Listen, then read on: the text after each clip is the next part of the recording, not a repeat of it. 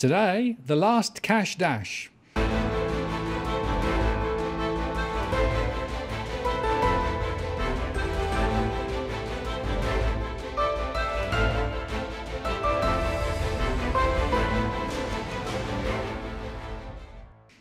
Hello again, it's Martin North from Digital Finance Analytics. Welcome to the latest posts covering finance and property news with a distinctively Australian flavour.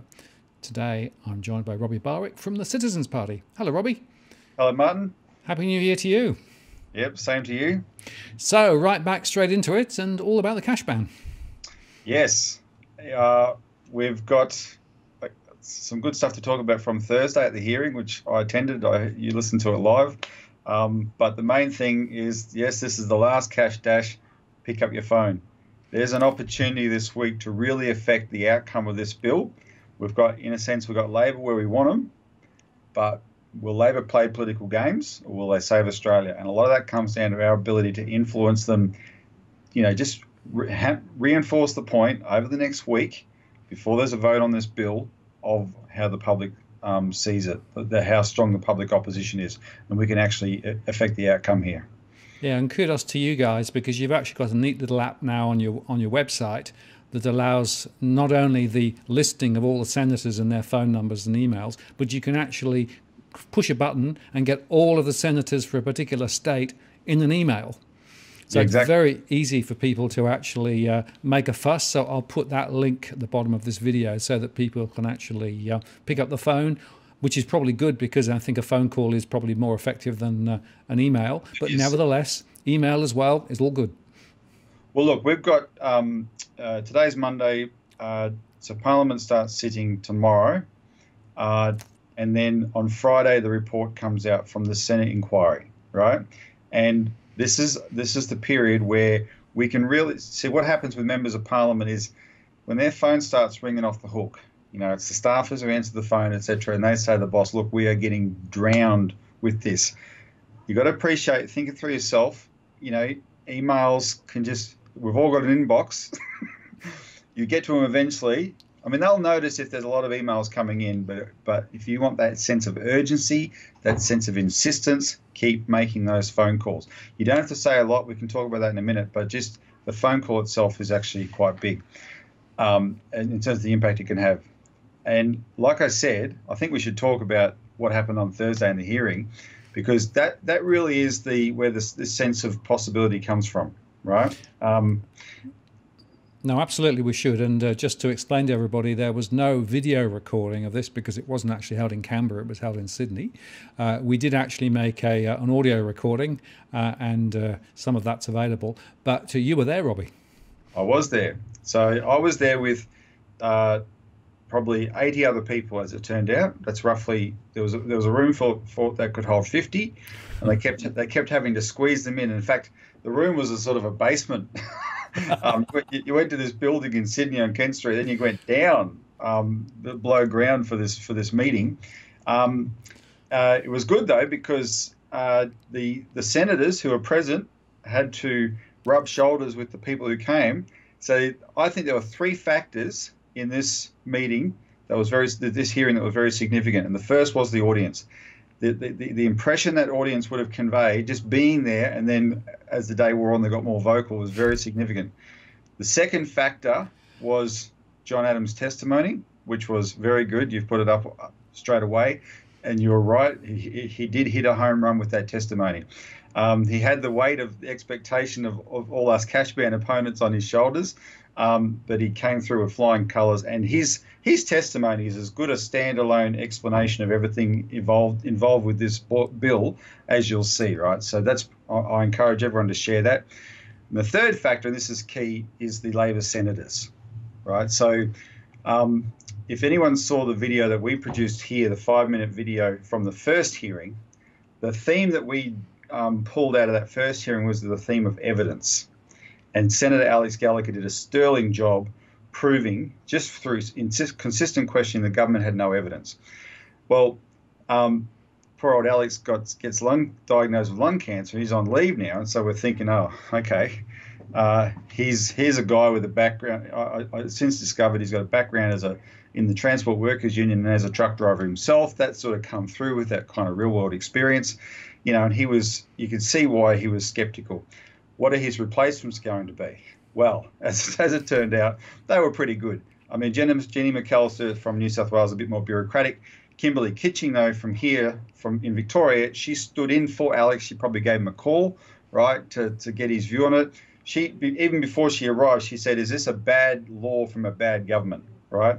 And Kimberly Kitching, as much more than anything else, is the first person in the Labor Party that I've seen to pick up on the idea that you can bash the government with this law. She's reading the public, she's reading the law and going, this is why we should be going after the government on this. And I'm thinking, hallelujah, finally, right? Why haven't they been up until now, right? So that was a key dynamic, and because she had that view, and because McAllister at least partially shared it with her, it informed their questions, and again, that showed up the government witnesses quite effectively, I thought. Yeah, I think it did. And what was interesting was that they actually built quite nicely on the earlier round of hearings. And of course, the Treasury and the ATO were back for more questioning. I guess to be given a second chance, but they muffed it too, didn't they? They did. What was the issue of the first hearing? They had no evidence. They had Senator Gallagher said, "We want data. You're just giving us anecdotes, and that's not empirical evidence." And of course, Treasury was falling back on the Black Economy Task Force report, and it was the first insight into what a fluffy job this report was. Right, made these outlandish claims, etc. They couldn't back up. So Gallagher said, "We want data," and of course they didn't have any. So they've had 2 months to go and collect data. What did they do? They came back, and instead of delivering data to back up the need for this law, the homework they did was to find an excuse why they didn't need data. That was effectively their argument. No, because this is the black economy, everything's hidden, so there's no sort of benchmarking we can do, etc. That's why we don't have data. You just have to, take this on faith. And then when they're asked questions about the workability of the law, the impact of the law, very, very vague. And of course, it dawned on Kimberly Kitching that they were being vague on the 30th of January in hearings about a law that was supposed to have begun on the 1st of January. What the hell's going on? So the theme, I think, for the second hearing on last week was, whereas the first hearing theme had been evidence, the theme for the second hearing was the cost. What's the cost of this law? They were trying to deny there was much of a cost, but the other witnesses, like Flight Centre, were able to demonstrate, no, there's a very real cost here. And the proxy witness that also demonstrated that was the audience, right? They wouldn't, if there was no cost, they wouldn't have been there, right? Now, there's a real cost to this. Flight Centre demonstrated in spades.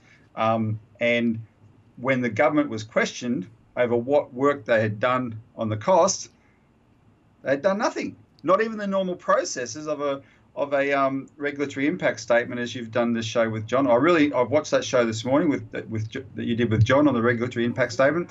Very important.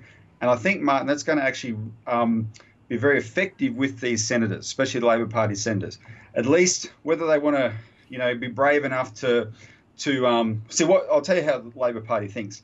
The government says this is necessary for the black economy, right? So that's their pretext, and Labor would be scared of being accused of being soft on the black economy, right? And that's why we've got, for 20 years, that's how the government's passed all their anti-terrorism laws, right? They've said, we need all these draconian powers for ASIO and whatever because of terrorism, and Labor doesn't want to be seen to be soft on terrorism, and so they give the government. So that's the way Labor thinks.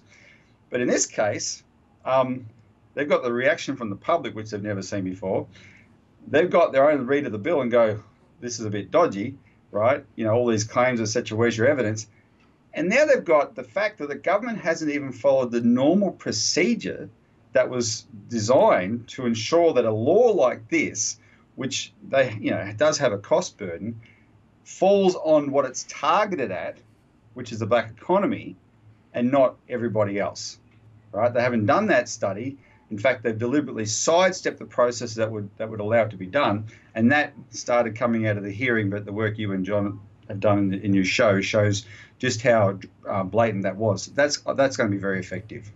Well, we've also given them effectively a nice way out, because they can basically then say, we've got procedural issues with this, et cetera, right? Without necessarily being held up as opposing, the tax issues. So it's quite an effective, hopefully, strategy. Oh, for sure. But to make that stick, I really encourage people to hit the phones, right? This is key. Call every Labor senator in your state. Call Anthony Albanese's office and Jim Chalmers' office, and Jim Chalmers, the shadow treasurer. That between those two, they will be in charge of the ultimate party decision here, or what they would recommend to the party room. I do believe, I may be a little bit wrong on this, but I do believe Labor's process is a bit different to the government's. The government had a caucus meeting on this law, a joint party room meeting back in September, when the party room endorsed the law. But as we discovered, those kind of discussions don't go to a vote. It's up to the Prime Minister to read the mood of the room. I think in Labor's case, when they have a caucus meeting, their caucus is supposed to effectively endorse all the laws that they're going to vote for, right? And so that process presumably will happen if the report's handed down on the 7th, which is Friday. That process will presumably happen next Tuesday, right? And so that's why we've got a week to really burn up their telephone lines. Call every Labor senator in your state. Call Anthony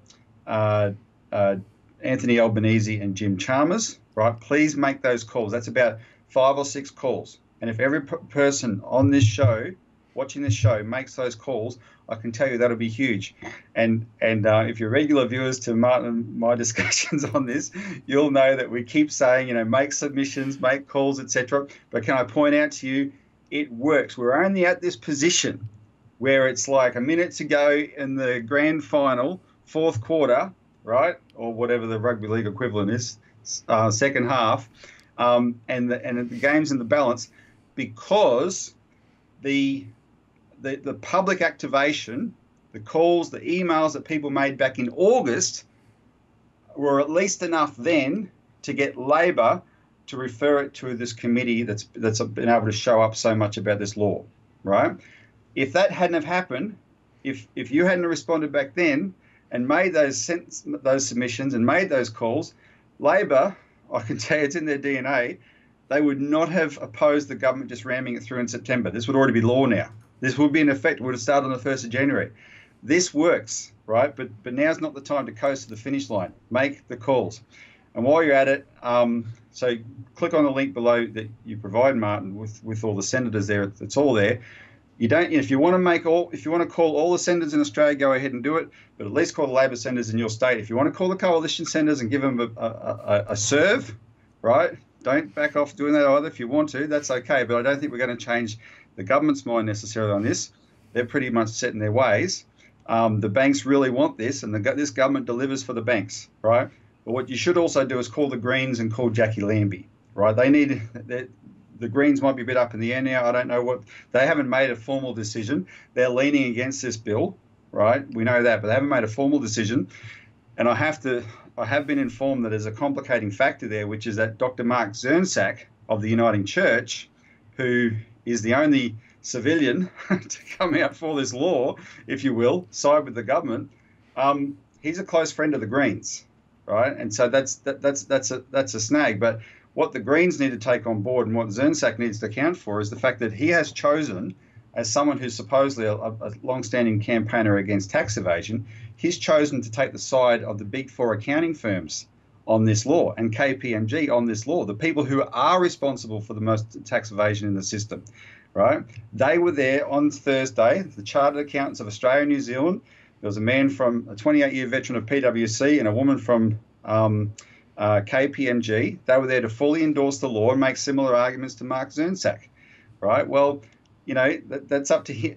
That is not consistent. If your true position is tax evasion, don't side with those guys. Whereas Rex Patrick did a really good job in the hearing. He actually went off on a tangent deliberately. He changed the subject and he read into the record these large multinational corporations that have made billions of dollars in revenue in the last 5 years and paid zero tax. And the reason the people who allow them to do that, enable them to do that, are the Chartered Accountants of Australia and New Zealand and the big four firms and KPMG, the people behind this law, right? So that's the inconsistency that Mark Zernsak and the Uniting Church stand for. So it's up to them to resolve that, but don't let the Greens let this go through to the keeper because of whatever sympathy they might have with him. They know, I know plenty of Greens know this is a bad law, so give them a call as well. Jackie Lambie, give her a call if you're in Tasmania, or even if you're not in Tasmania, you can give her a call. But make those calls this week. That will define what happens next week. Yeah, and it's worth saying, I think, Robbie, is that the establishment are a bit twitchy on this now. Aaron Patrick from the AFR did another article. Tried to do a bit of a snow job, but he actually let the cat out of the bag because Michael Sukkar, the assistant treasurer, is not necessarily fully on board either. This is fascinating. Michael Sukkar has performed terribly around this law. He doesn't even engage his own constituents. There were people there who had flown up from Melbourne to attend the hearing in Sydney who are either his constituents or in his own party, he refuses to engage with them on this, and they're wondering why.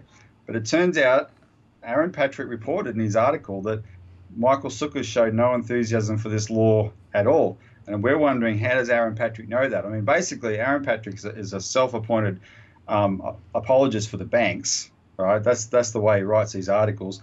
They're very dishonest, I'm afraid. It's worth reading the way he tried to spin this hearing and turn it run his rubbish line again that it's a conspiracy theory, whereas John Adams gave him a huge wad of documentation from proper official sources proving that this is about that cash bans are about negative interest rates, and he still tried to stick to that line. But yeah, I'm sure he's well connected, and it was very revealing, right? So that he said that Michael Sukkar showed no enthusiasm for this law. So that tells you the government knows that they're dealing with a blowback they did not anticipate, right? By the way, Martin, I was bragging to some politicians' advisors, bragging. Not really, it wasn't to brag, but look at the show you and I did. Look at the original show you and John Adams did. Well over 100,000 views of these shows, and I had to make the point. It's not because we're especially persuasive. This went viral, right? That's the feeling that's out there, and I wanted them to understand that that's what they're dealing with, and there might be some signs that that even the government is starting to get that, and so we'll see what happens this week. I spoke to our office here this morning, and I had to emphasise, I think the most important thing we can do is do something this week, make a lot of calls.